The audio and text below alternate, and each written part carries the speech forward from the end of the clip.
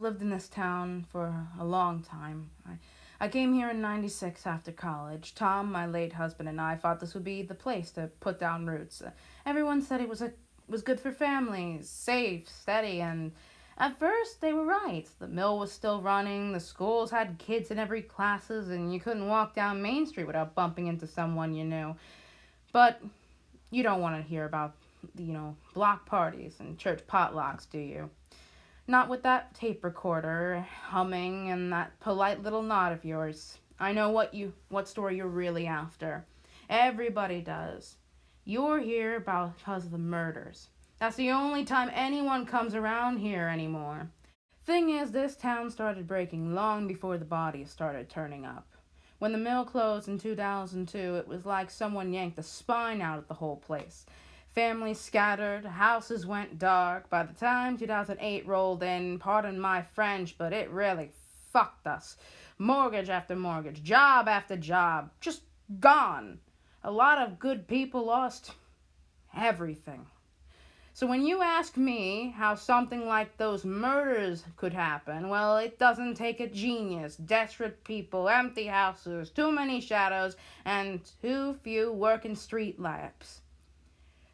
You let a place rot long enough, and ugly things will find their way in, like rot. Oh no, no. You don't pretend you care about my Tom. I don't want to talk about him with you. He worked in that damn mill till the year before it closed. He was a good, hard-working man, and he deserves better than to be some sad little detail in your horror story. That's all I'll say on that matter.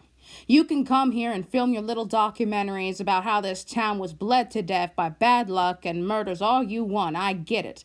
Just don't forget that we are more than just statistics and headlines. There are people still like me who remember when the sidewalks were busy late into the night with laughing kids and friendly faces. I still wave even though nobody waves back nowadays. Some habits die hard, I suppose.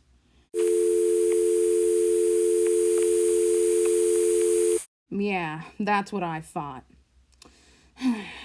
How'd I know the Woods family? Well, the same way everybody else did, by proximity. After the crash, you couldn't throw a rock without hitting a for sale sign. Whole blocks hollowed out. And when Mrs. Greens, the poor old woman who lived there for 50 years, passed away, her place just sat there. Grass up to your knees, paint peeling, shutters hanging like broken arms. It hurt to look at, honestly.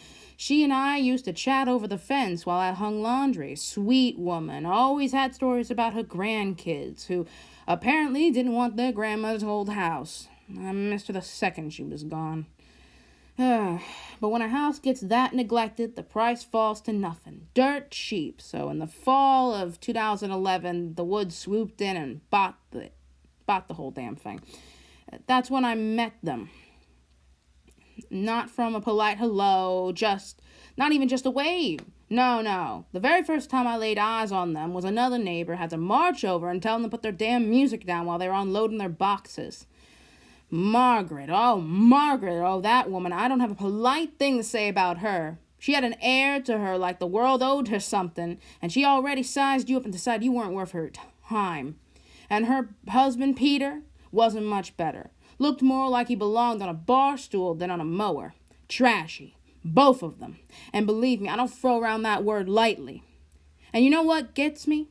The way the damn papers handled it. All these headlines about the tragedy and the mystery and the shock of it all. But between you and me, anyone who lived here could have told you the Woods weren't exactly beloved. I mean, half the damn block had a motive to...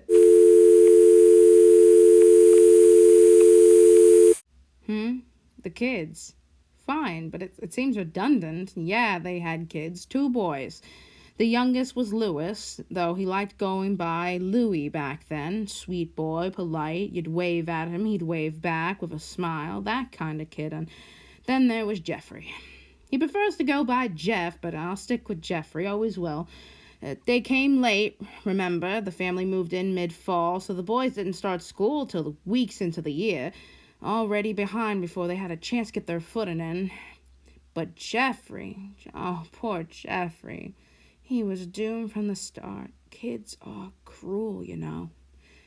The rumors get it wrong half the time, but he was disfigured, burned long before he came here.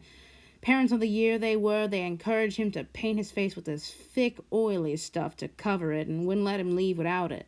Even now, he still uses heavy makeup before. Well, it's mostly just for interviews for work, but still. Back then, I didn't know. None of us did. I hadn't even got a glimpse of the kids until. That's where.